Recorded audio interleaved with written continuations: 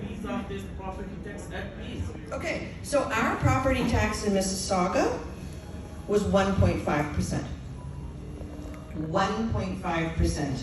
And the region appeal is 1.75, so even the Brampton people still had to pay that part. Now, do you know how they came down to zero?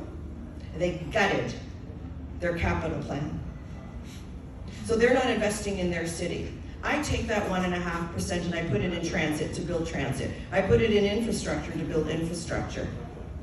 It's impossible and not realistic to continue 0%. They're draining their reserves to do it. It's just not realistic. You have to build a city. To build a city, you have to invest. I want to renovate my community centers. I have to build 10 fire stations and renovate the ones I have.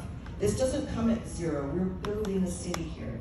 And he knows, because his board of trade is very upset with the downtown is derelict. And there's no investment plan to go in there to upgrade it. And that's because that zero came at the expense of his capital plan. And it's just not sustainable. It's good politics. It's bad planning and bad management. I'm sorry. And I think when I be asked for 1.5%, this is manageable. I know costs are very high. I pay them too.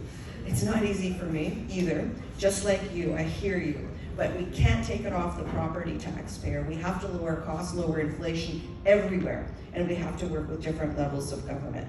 And listen, you know that I transfer $85 million to Brampton every year.